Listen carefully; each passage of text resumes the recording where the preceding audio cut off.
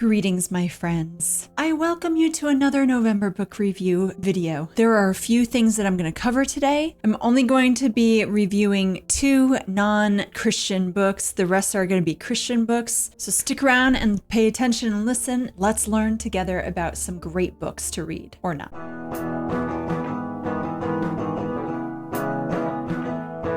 Betsy Tacy, this one I wanted to start off with because I read this in September and I kept forgetting to review it here. And I feel awful because it was really cute. And it's a whole series. This book was written in 1940, but it's set to be older than that because the author who wrote this actually wrote this about her own childhood with her best friends. So Betsy is supposed to be herself and Tacy is supposed to be her best friend, and they were best friends forever. And so I thought that was really cute to learn a little bit about the background behind the author. And later in the book, there is another friend who shows up who also was a lifelong friend.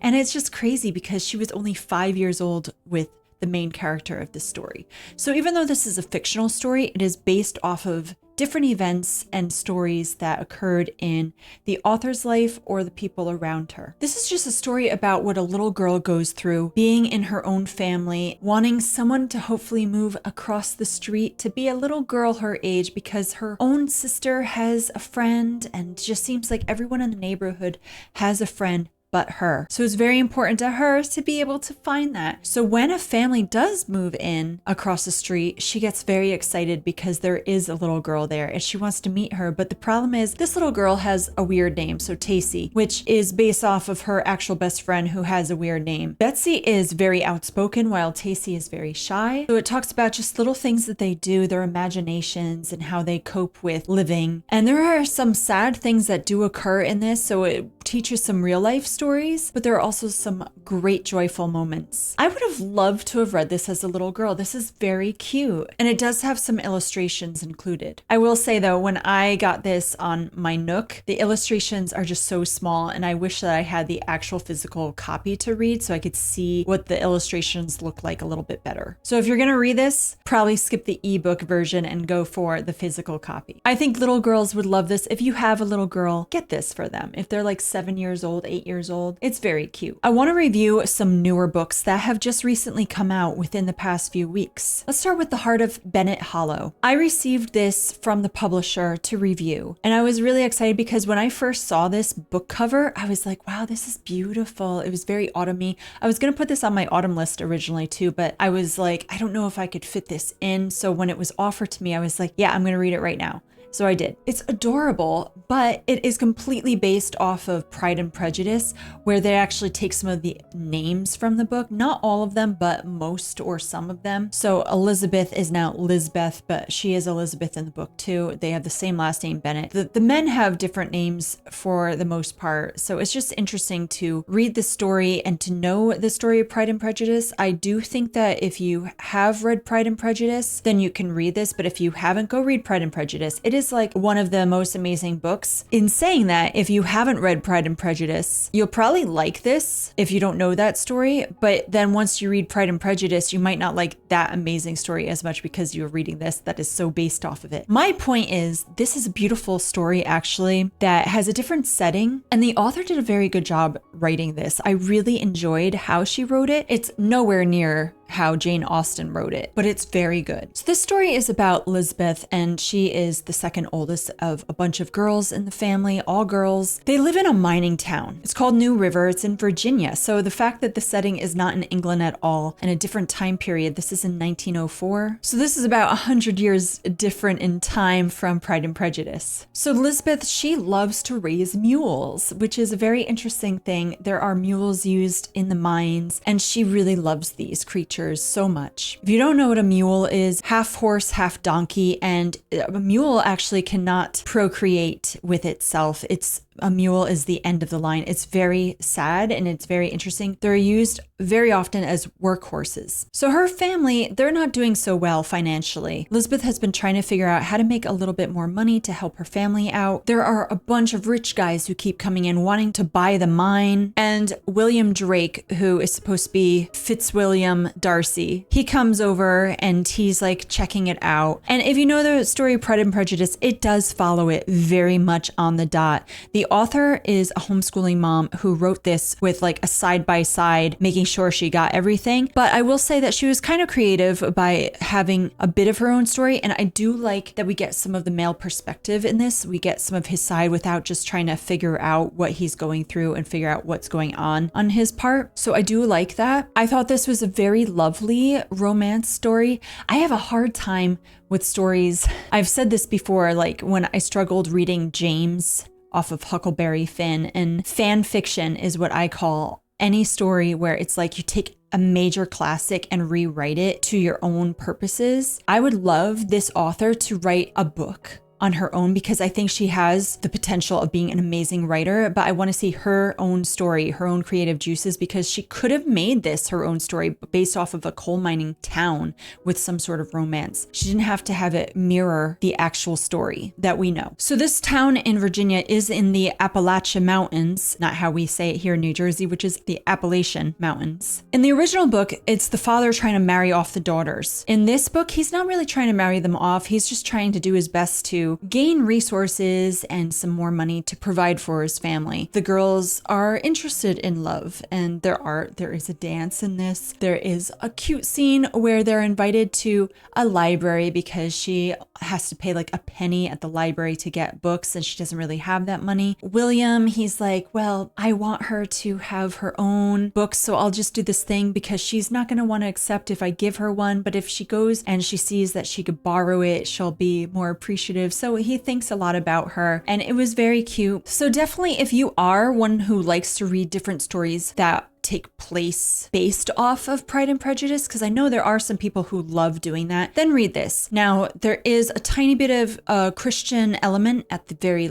end. I don't really sense it as I read this, but it is brought up, there's some scriptures brought up near the end. There is talk about God, but it's very brief. So I'm happy I was able to get an ebook of this and read it. There's a book series that I had started to read. Don't know if it was in September. I think it was early October. And this is going to cut down some of my reading goal that I have for this season. This cuts off 3, but I read 4. So here's what I need to say. Discerning God's People is a series. Desire of My Heart is the first book. Deep in My Heart is the prequel to that book. And it's just a short story. It's very brief. It's like 50 pages. With All My Heart is the second book. There is another prequel to that book, or maybe it's a prequel to the next one. I haven't read that one yet, but I have plans to. This is not the last book, but it was the last from my series of books that I wanted to read, and that is Matters of the Heart. So these few books from this series that I am talking about now, I love this series. This is filled with, if you like historical Christian romance with lots of elements of Christianity flowing throughout the story,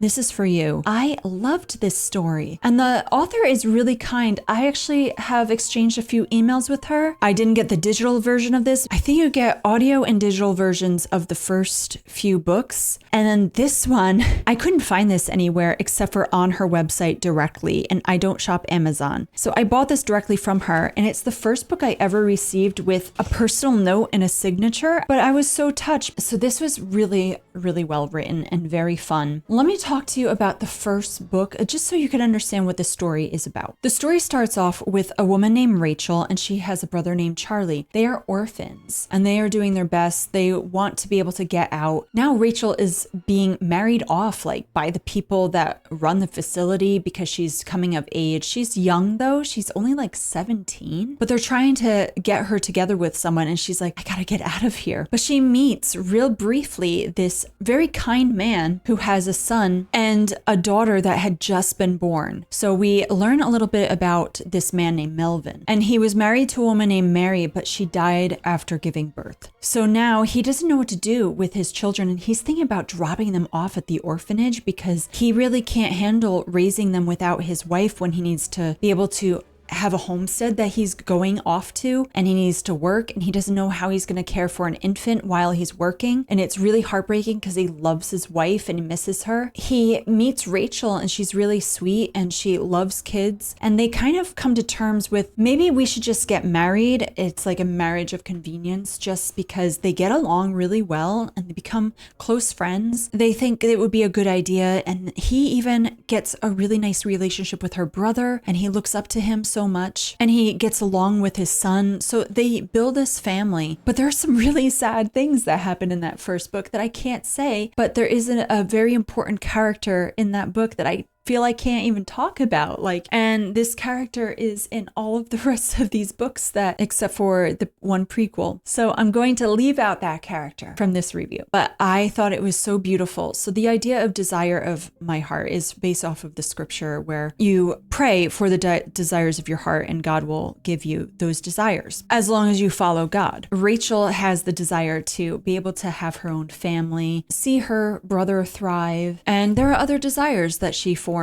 And she has a very difficult situation. She does her best to work through these situations, but it was a very good book. Now let's do the prequel book. Is actually about Melvin and his wife, Mary. Now he is a Southern man. This is set, by the way, pre-Civil War. So he's a Southern man who was raised around slavery, but he hates slavery. He's an abolitionist and his wife is too. So it talks about what their life is like being abolitionists and how they want to move away from that area because it's just getting to be too much, because no one understands them and they really are looked down upon for their thoughts and their opinions. So it's very brief, like I said, but it was good to get a little backstory about the relationship between Melvin and Mary before he met Rachel. So then with All My Heart, there is this character named Pete who is introduced at this. Rachel's story continues, but I feel like I can't talk about her story because spoilers. But there is this man named Pete. He comes around. At one point, he meets this woman named Singing Bird. She is a woman who is Native American, and she has a son, and he is a little smitten with her. We get her story. We also get this woman named Delphina's story, and she had been a former slave, and she has an infant herself. And so we learn her story. With All My Heart, it shows how to trust God and how to be able to find who you are in the Lord, because these women have been treated terribly by white men and women. Now they're being accepted by Rachel and her family on their homestead, and they're treated very well. It doesn't make sense to these people. They're like, why would you want to care for me? And there are different situations that happen. And I feel it's just a lovely story to learn. Again, this is still pre-Civil War. So then we get into Matters of the Heart. This is post-Civil War suddenly. It's like we skipped the Civil War. It's still good. At first with this one, I was like, wait, who are these characters? They're new characters introduced. Now we do get to see people from the other books show up briefly through time and time. I don't know if I love it as much as the first two. The first two made me cry. This one made me tear up, but it was like a lovely cry. The first two had a lot of heart to it. This one, I feel the reason why I wouldn't rate this as high is because the connection of the romance in this, I feel like I couldn't believe it. It didn't make sense. I didn't see that conversation grow.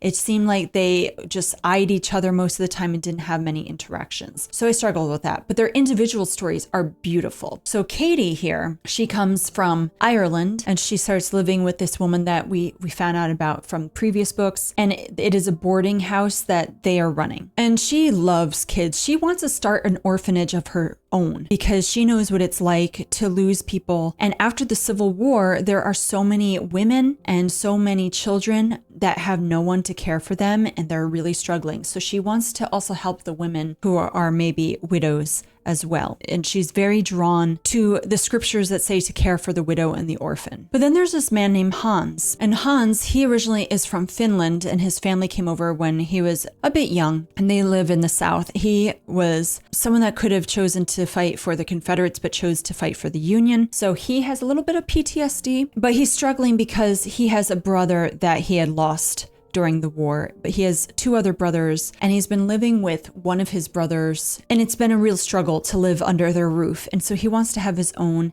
He has a craft that he enjoys. He wants to sell this item so he can make some money. So he goes into the town and he goes to the boarding house where this woman works and they start to have a lot of banter. They don't seem to get along, but I love Hans' story because he has struggles with faith quite a bit. And he meets this reverend on his way into the town, and it's the reverend that works there. He's a bit old, a little bit senile here and there, but he is very nice, becomes a friend, and he sees his faith being lived out, and it is inspiring to him. But there is later on in this book, there is this young girl who is a former slave, because, the slaves had been freed, but they weren't always treated as such. And he meets this young girl who has deep faith, and that helps him too. And I thought their stories were just so amazing, and I really loved it. I just didn't buy the romance. Like I said, the other books, the romance tales were beautiful. I felt like there was deep connection. You could see the growth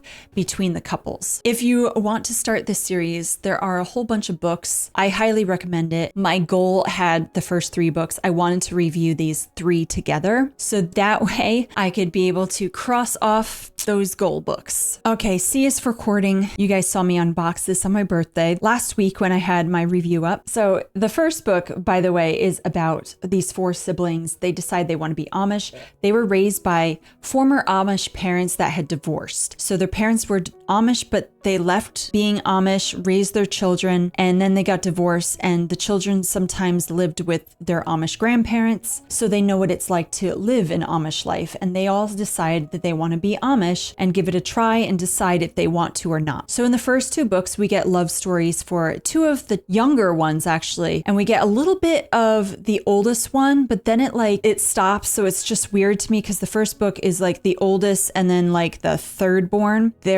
I think that he's the oldest. Maybe he's the second oldest, the man, Martin. Anyway, my point is that in this book, we have the continuation story of the last 2 siblings, and it seems like there won't be any more books after this, and in a way, I'm kind of glad, because this one was a letdown, guys.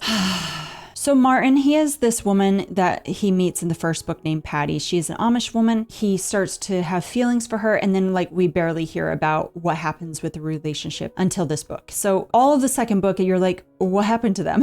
And then they have a sister named Beth. So these are, like I said, the 2 oldest siblings. Beth is going through something very crazy, and we found out very end of the second book, surprise, this about Beth. And I'm like, this doesn't make sense for Beth. Like, when we first are introduced to the 4 siblings, she was the one that was kind of steady one of them all. And so the fact that she did something, her situation is just like, it didn't make sense. The fact that it's kind of like, oh, no big deal. Here's the thing about the Amish, guys. So I'm a Mennonite, but I'm not a deep, conservative Mennonite. That's why I don't have the head covering. I'm wearing lipstick. I have piercings. I have tattoos. Okay, I'm not the deep set Mennonite. I have the same standard Anabaptist faith. So I know their belief system, and it is very strong. And when you have the Ordnung attached to it, group of laws, the Amish are extremely strict. They will look down on those who are, they call Englishers. Yeah, in this, it's like, oh, no big deal. Let things slide. Beth, she has someone that is starting to get interested in her. And he is an Amish man who is 35 years old. So he has his own business. He's an established Amish man. He is not going to stray. Once they're baptized, they have to follow the Ordnung. They're very, very, very strict. I don't think maybe people have left the faith, but usually if they get baptized, it's like you are excommunicated. No one will talk to you. That's in your family. So I think that some of what they state in here, just knowing that they don't even mention any of that stuff, just doesn't make sense. I feel like C is for courting is more like this book gets away with just pushing sinful ideals aside. You know what? I feel I'm in love with you. I feel so deeply that I'm in love with you. Forget all that I care about for God and my church that I have devoted myself and given myself to fully. Forget all that, because my love for you is better than that. That is what I got from this book. Honestly, both of these couples, they don't make it seem like it's a big deal. Now, some Amish businesses, they do use the internet and electricity for their actual business, but not in their home. But it was just weird because Junior, who is the one interested in Beth, his business, it's fully operational with the internet and electricity. But then the way he's treating Beth, it's just a little bit crazy. He wants her, and she keeps saying, I want her. And it's like, whoa, dude. Settle down there, Mr. Amish man. Control yourself. But then Martin, with his love for his Amish woman, Patty, he's a little bit lustful and tells her, how he wants her. I think that's a little much. So I feel like this just didn't make sense for this author, honestly, because I've read several books by her and I'm just like, this is very letting go of sinfulness. Like it's okay, according to what an Amish would consider to be sinful. Like maybe we would be like, okay, well, they love God. That's all that matters. You know, denominations don't really matter so much compared to how the Amish actually see it. If I'm a Mennonite and you're like non-denominational, okay, no big deal. But an Amish with someone non-denominational or like Christian Reformed, they're going to be like, no, especially because they believe completely different things about child baptisms. That's how strict the Amish would be. Yeah, it was not that great. I'm sad. But let's get into a book that I actually really enjoyed and loved, and that is The Women of Oak Ridge. This was amazing. This has a lot of history. This got a little bit intense at times, and you're like, whoa, this is about the Manhattan Project. If you don't know what that is, it was pretty much the secret work that was done for the atomic bombs. And Oak Ridge was a secret city in Tennessee where they worked for things like I believe the uranium specifically. And a lot of the employees didn't know what they were doing. Only a few of them did, but they weren't allowed to tell anyone what they did because it was extremely secretive, because they were government workers. So that alone is like, wow, how many more of these exist today that like people work these crazy secret things that are like destructive and horrible if this is what happened in the 40s. This story, it takes place in 2 times. 1979, we'll start there. Laurel, she goes to visit Oak Ridge. She has an aunt that lives there. Her aunt's name is May, and she wants to do a project, a dissertation for her college. She wants to be a psychologist, and so she is trying to learn about how, knowing that this whole area worked for a secret project and how it affected them with their brains and everything. So she wants to know what these people are dealing with, and she wants to interview people. But her own aunt won't tell her some of the stuff that she did. She is just deeply hurting from the things that she went through during her time in 1944 specifically. Back in May's time of 1944, when we go back in time, we get her story was based off of little bits of real events that happened in that place. And the author did a lot of research. I learned a lot. So as you see in this cover, she's got a bike. She rode miles around doing stuff. She had to like destroy some government documents here and there without being able to see it. That's part of her job. But she has this roommate that she really loves. They're best friends, and her best friend gets involved with this one man, and this man she doesn't trust. And then her friend goes missing, and she's all sorts of confused because she's like, why wouldn't my best friend come back or tell me where she's going? So that's part of her story, and that's all I'm going to say about her story. And then when we get back into 1979, Laurel is trying to dig this out of her, but she's also forming a bond and a relationship with a cop that works there. So she's digging in, she's interviewing people. So you get stories from some women, not a lot of women, even are a couple men that she interviews, but there are only a few women that we get to hear their stories, including an African-American woman who tells about the racism during that time and how her life had to look differently than the people that were white women that worked there and what that looked like for her. So I thought that was very good to learn that insight. So yeah, this was excellently told. It was something that kept sucking me in, that I wanted to know more about. Very scary at times, very sad, and you're like, no, or like, oh, I want to know. This will get you going to wanting to know what's going to happen next. It's very good. The last book that I'll be reviewing today is not a Christian book. It's Good Girl, Bad Blood. I reviewed A Good Girl's Guide to Murder a couple months ago, and I wanted to read the second book. I got this from the used bookstore, the secondhand bookstore. I had shown you guys that I had received this. This book got me all into it once again. Not as good as the first book. Again, the first book was one of the only 5-star reads I've had all year. This one, it has a little less language than the first book, which I appreciated so much because I did not enjoy that. Has a lot less content that you found in the first book. But the story, it's not one that sucked me in as much. I feel like the plot wasn't as well developed as the first, but it was still good. Pip has a podcast with her boyfriend Ravi. There is going to be a memorial service for his brother, who we know right away in the first book had been murdered. And that's what the first book is about, by the way. This book, though, one of her very good friends named Connor, I believe that's his name, he has a brother who goes missing after this memorial service. She's going to start doing a podcast trying to find him. Now, he's only been missing for about a day, and his mother is all upset and worried. And so she wants to find out clues and things about what happened to him. She follows clues as much as she can. She tries not to get in as much deep trouble as she did in the first book, as she promised herself that she would never do this again. But here she is investigating once more. The character that goes missing is named Jamie, and she finds out something that I thought was really good is there was a little bit of a twist ending. I love that she did that a little bit in the first book. It was like, ooh, I really didn't know. And then you start to think like, well, who was the one that maybe caused the situation? Or like, why is he missing? Who's involved? And I didn't understand that the person that ended up being involved the most was who they were.